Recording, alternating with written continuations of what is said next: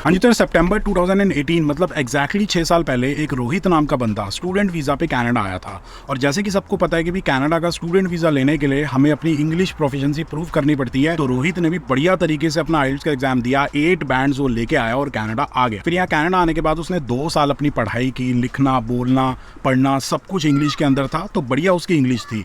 फिर पढ़ाई के बाद उसने जॉब इंटरव्यूज़ दिए, वो भी इंग्लिश के अंदर थे, और बढ़िया अपने फील्ड के अंदर उसने जॉब सिक्योर की और वहाँ पे भी सारी की सारी कम्युनिकेशन इंग्लिश के अंदर थी। 1.5 साल वहाँ पे काम किया। तो कनाडा आने के 3-4 साल बाद उसकी बहुत ही बढ़िया इंग्लिश हो चुकी थी। लेकिन जब पीआर अप्लाई करने का टाइम आया, उसको फिर से अपनी आइल्स जनरल देके इंग्लिश प्रोफिशिएंसी प्रूव करनी पड़ी। तो रोहित और उसके जैसे बहुत सारे लोगों को ये इलॉजिकल लगता है कि भी ऑलरेडी अगर हम स्टूडेंट वीज़ा के लिए अपनी इंग्लिश प्रोफिशिएंसी प्रूव कर चुके हैं और कनाडा के अंदर 3-4 साल रह चुके हैं और कनाडा के अंदर से ही अपनी पीआर अप्लाई कर रहे हैं, तो हमें दोबारा पीआर के लिए इंग्लिश प्रोफिशिएंसी क्यों प्रूव करनी पड़ रही है? $300 का आइल्स का एग्जाम क्यों देना पड़ रहा है? इसको हटा देना चाहिए। अब यार हटाना तो क्या ही था, आज के अनाउंसमेंट में आईआरसीसी ने ये बोल दिया है कि पीआर और स्टडी वीज़ा के अलावा आपको एक और बार अपनी इंग्लिश प्रोफिशिएंसी या फिर लैंग्वेज एबिलिटीज़ प्रूव करनी पड़ेंगी। तो बेसिकली आज है सितंबर 18, 2024 और आज कैनेडियन गवर्नमेंट ने बहुत सारे अपडेट्स अनाउंस किए हैं। इनके बारे में वीडियो में भी आगे बात करेंगे। लेकिन अगर आप कनाडा के अंदर आज की डेट में एक इंटरनेशनल स्टूडेंट हो या फिर फ्यूचर में आने वाले हो, तो भाई साहब ये सारे के सारे अपडेट्स आपको डायरेक्टली या फिर इनडायरेक्टली इंपैक्ट करेंगे। तो this video is going to be very important for you. So now without wasting any more time इन सारी चीज़ों के बारे में बात करते हैं। Let's get started with this video. अब यार सबसे पहला और सबसे मेजर अपडेट तो मैंने आप लोगों को बता ही दिया है कि अगर 1 नवंबर 2024 के बाद आप कनाडा का अपना post graduate work permit apply करते हो, तो आपको अपनी लैंग्वेज एबिलिटीज प्रूव करनी पड़ेंगी दोबारा से,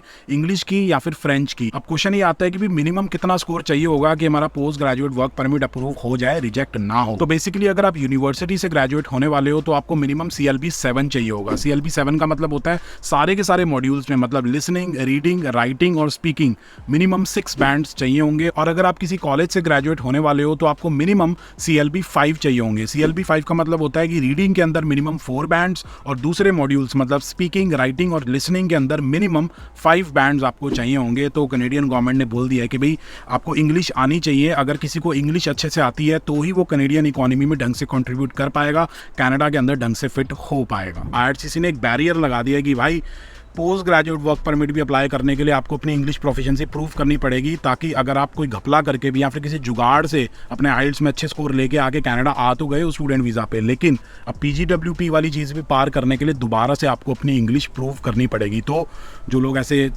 चक्कर वक्कर चला के कनाडा आते हैं, एग्ज़ाम वगैरह में मार्क्स लेके आते हैं, पैसे देंगे, तो उनको थोड़ी सी प्रॉब्लम आने वाली है। लेकिन जो लोग इस चीज़ का बिजनेस करते हैं उनका भाई साहब बिजनेस बहुत ज़्यादा बढ़ने वाला है। उससे अगला यार मेजर अपडेट ये है कि अगर आप कनाडा के अंदर अपनी पढ़ाई करने के लिए आना चाहते हो और आप मैरिड हो और आपके माइंड में ये है कि मैं कनाडा पहुंचूंगा और फिर अपने स्पाउस का ओपन वर्क परमिट अप्लाई कर दूंगा या फिर कर दूंगी, तो उस केस में यार आपको कम से कम 16 मंथ्स का मास्टर्स प्रोग्राम करना होगा। अगर आप 1 साल का मास्टर्स प्रोग्राम करते हो तो उस केस में आप अपने स्पाउस का ओपन वर्क परमिट अप्लाई नहीं कर सकते। और ये तो पहले ही कैनेडियन गवर्नमेंट ने अनाउंस कर दिया था 2-3 महीने पहले कि अगर आप कोई डिप्लोमा या फिर सर्टिफिकेट या फिर कोई पोस्ट ग्रेजुएट डिप्लोमा वगैरह करते हो तो उस केस में भी आप अपने स्पाउस का ओपन वर्क परमिट अप्लाई नहीं कर सकते। तो ऑप्शंस क्या हैं? 16 मंथ्स का मास्टर्स प्रोग्राम या फिर किसी PhD प्रोग्राम में एनरोल होकर आओ या फिर कुछ स्पेसिफिक बैचलर्स प्रोग्राम है उनके अंदर अगर आप पढ़ाई करते हो तभी आप अपने स्पाउस का ओपन वर्क परमिट अप्लाई कर सकते हो, अदरवाइज नहीं कर सकते। जस्ट आप कनाडा एंटर करने के लिए कोई डिप्लोमा लेके आ रहे हो या फिर कोई 1 साल का मास्टर्स प्रोग्राम लेके आ रहे हो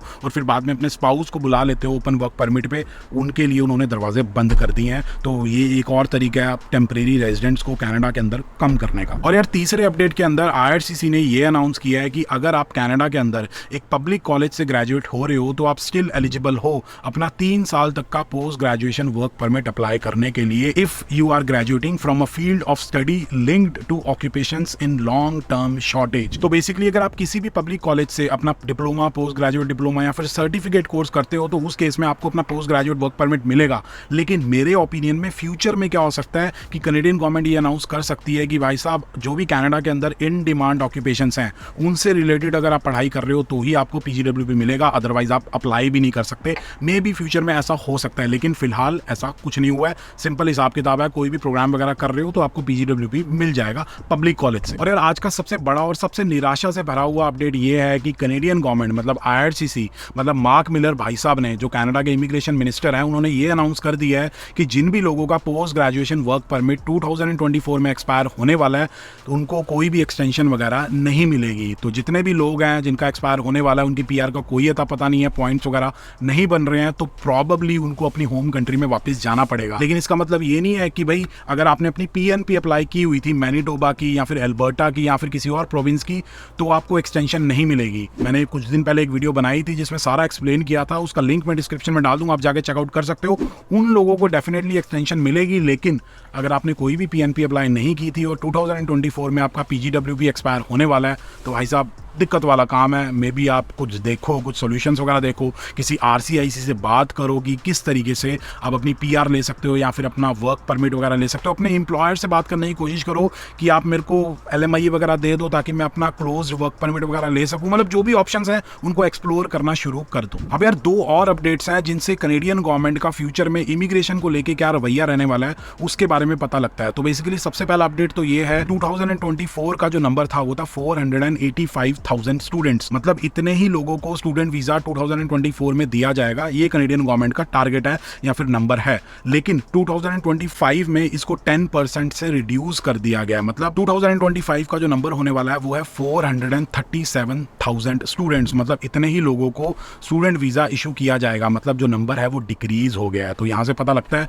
कि कनेडियन गवर्नमेंट के इंटेंशंस यही है कि टेम्परेरी रेजिडेंट्स को, जो कि वर्क परमिट होल्डर्स होते हैं या फिर इंटरनेशनल स्टूडेंट्स होते हैं, उनको थोड़ा सा कम किया जाए। पॉलिटिक्स है जो है हमें नहीं पता, लेकिन ये हिसाब किताब है। और दूसरा अपडेट ये है कि आज की डेट में कनाडा की जो पॉपुलेशन है वो है 41 मिलियन पीपल, और उसमें से 6.5% लोग मतलब अप्रॉक्सीमेटली 2.6 मिलियन है टेम्परेरी रेजिडेंट्स। लेकिन 2025 से 2027 का जो इमिग्रेशन प्लान है उसमें कनेडियन गवर्नमेंट मतलब IRCC ने मतलब मार्क मिलर भाई साहब ने ये प्रपोज किया है कि उस 6.5% को रिड्यूस करके 5% तक लेके आया जा सके। 41 मिलियन का 5% कितना होता है मेरे को नहीं पता, आप कैलकुलेट करके कमेंट करके ज़रूर बताना कि क्या उनका टारगेट है 5% वाला। तो बेसिकली यार अगर शॉर्ट में बात करें तो इन सारे अपडेट्स को देख के यही पता लगता है कि जो कनाडा का इमिग्रेशन सिस्टम है ना, फ्यूचर में क्या इसी साल से सिर्फ उन्हीं लोगों को फेवर करेगा जो थोड़े से क्रीम है।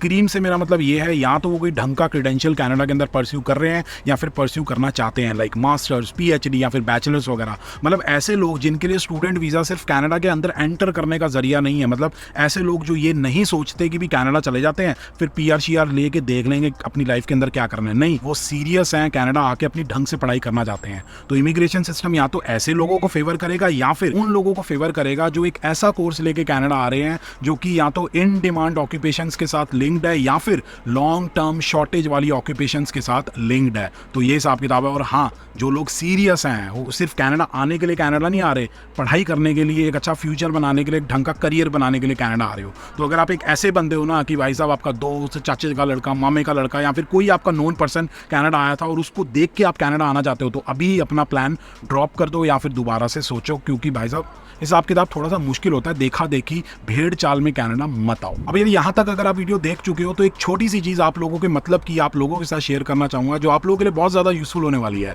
तो बेसिकली यार मेरे को कनाडा के अंदर रहते हुए 6 साल हो चुके हैं। मैं एज एन इंटरनेशनल स्टूडेंट आया था, फिर वर्क परमिट पर आया, फिर PR ली, फिर PR के बाद जो भी सपने होते हैं वो सारे पूरे किए। मतलब एज एन इंटरनेशनल स्टूडेंट जब हम कनाडा आते हैं तो बहुत सारे सपने लेके आते हैं, तो वो सब पूरे किए। और ये पूरी जर्नी में बहुत सारी गलतियाँ की, बहुत सारी लर्निंग्स थी, वो सारी की सारी मैंने अपनी 400+ वीडियोज़ के थ्रू यूट्यूब पे, इंस्टाग्राम पे आप लोगों के साथ शेयर की, ताकि आपकी जो जर्नी है वो कनाडा के अंदर स्मूथ हो पाए। लेकिन अभी भी ना कुछ मिसिंग लगता है, एक जो कनेक्ट है ना वो अभी मिसिंग है। तो उसको पूरा करने के लिए ना मैं और मेरा पार्टनर पिछले 6 महीने से कुछ बिल्ड कर रहे हैं। तो मैं बस आपकी एक छोटी सी हेल्प चाहता हूँ कि डिस्क्रिप्शन के अंदर एक लिंक दिया हुआ है, उस पर क्लिक करो और उस फॉर्म को फिल कर दो ताकि हम आपकी अच्छे से हेल्प कर पाएँ। तो ये हिसाब किताब है। बाकी अगर आप घर लेने के प्रोसेस के बारे में जानना चाहते हो कि कनाडा के अंदर घर कैसे लिया जाता है या फिर डाउन पेमेंट कैसे ठीक करनी होगी आपको, तो उसके लिए आप ये दोनों वीडियोस चेकआउट करो। बाकी अगर आप लोगों को वीडियो पसंद आई तो please like, share and subscribe, and as always stay healthy and keep hustling.